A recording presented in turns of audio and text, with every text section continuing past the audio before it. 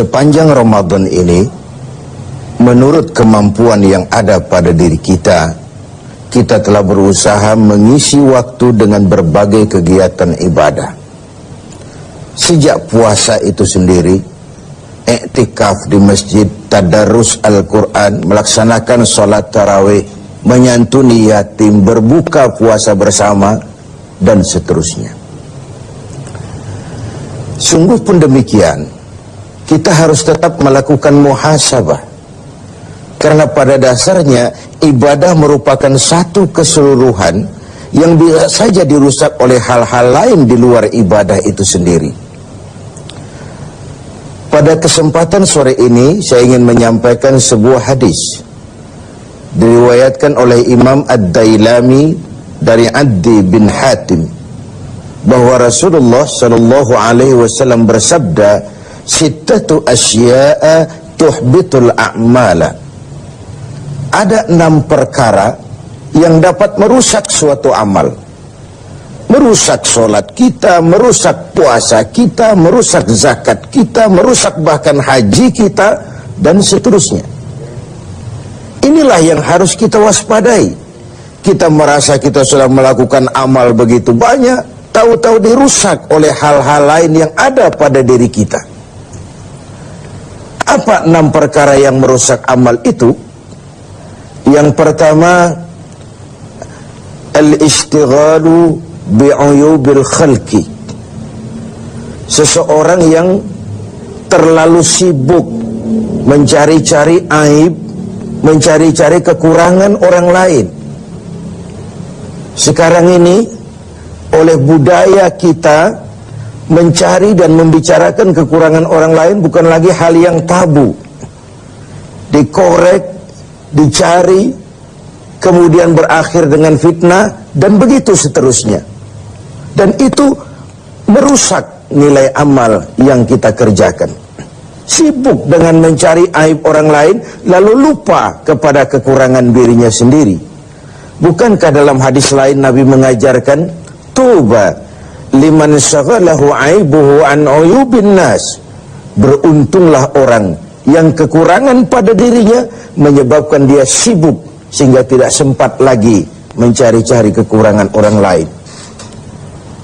Tapi sebaliknya celaka benar orang kalau waktunya habis dengan kesibukan mencari aib dan kekurangan orang lain, lalu merupakan aib dan kekurangan yang ada pada dirinya sendiri.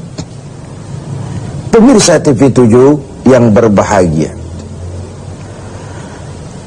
sibuk dengan aib dan kekurangan orang lain dan asyik tenggelam di dalamnya, membicarakan si fulan, membicarakan si fulan, membicarakan si ini, menyebabkan kita terlena dan tidak sadar akan aib dan kekurangan yang ada di dalam diri kita.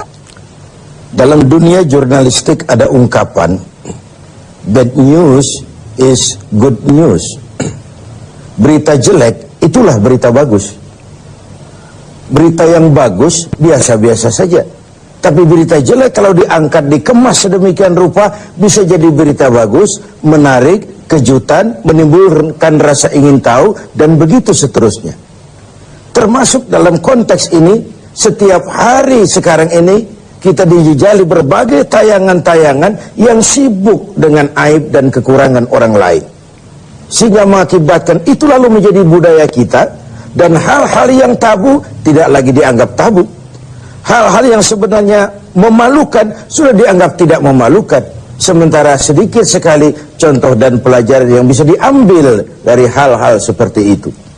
Karena itu, dengan melaksanakan ibadah Ramadan, kita juga harus mawas diri, jangan sampai terjebak di dalam kegiatan istighal bi'uyubil khalqi, sibuk mencari aib dan kekurangan orang lain sampai melupakan kekurangan dirinya sendiri.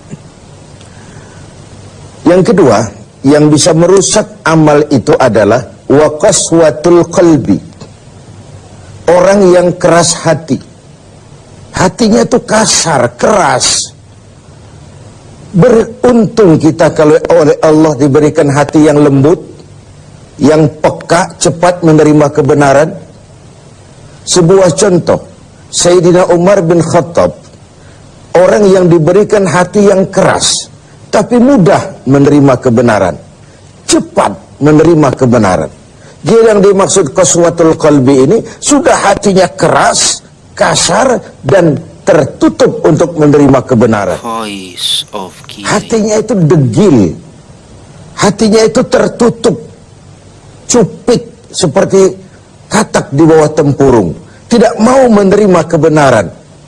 Nah, tatkala kita tidak mau menerima kebenaran, lalu kita merasa kitalah yang paling benar. Banyak sekali dalam perjalanan hidup ini orang-orang yang kemudian terjebak menjadi pemilik kebenaran, mengklaim yang lain salah semua, cuma dia saja yang benar. Akhirnya juga terjebak pada hati yang keras dan kasar seperti tadi. Hati adalah raja dari kerajaan tubuh manusia, sementara anggota badan kita yang lain cuma prajurit saja. Kaki hanya berjalan, tangan hanya mengambil, mata hanya melihat, telinga hanya mendengar. Kalau hati cenderung dan memerintah ke arah situ, maka benar ketika Nabi bersabda, kalau baik hati, baiklah seluruh badan. Kalau rusak hati, rusak jugalah seluruh anggota badan yang lain. Qaswatul qalbi. Yang ketiga yang merusak amal itu adalah wahubbud dunia.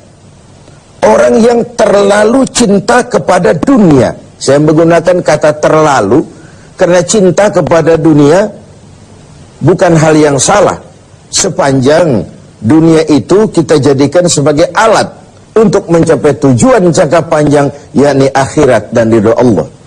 Tapi terlalu sehingga dia berurat dan berakar di hati dan kita sulit melepaskannya, ini akan bisa merusak amal.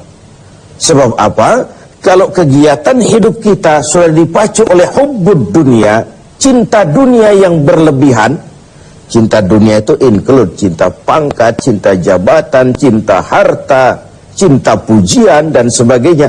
Kalau itu sudah overload, sudah berlebihan dalam hidup kita, kita cenderung melakukan hal-hal yang menghalalkan segala cara.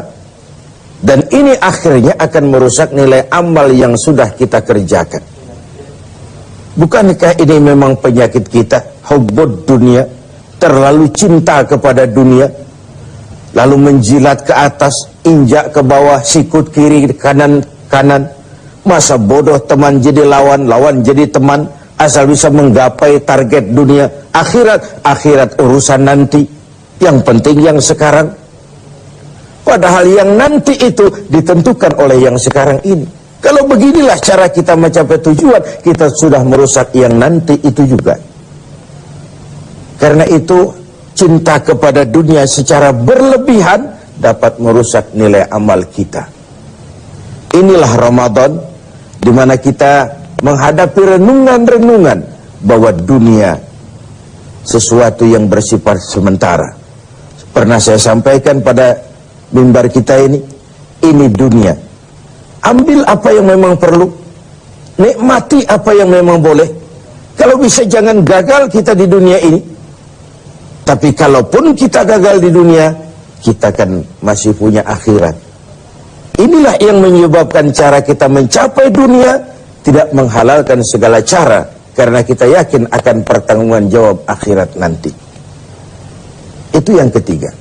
Yang keempat, waqillatul haya, sedikit rasa malu. Ini kan budaya malu sekarang ini sudah setipis kulit ari.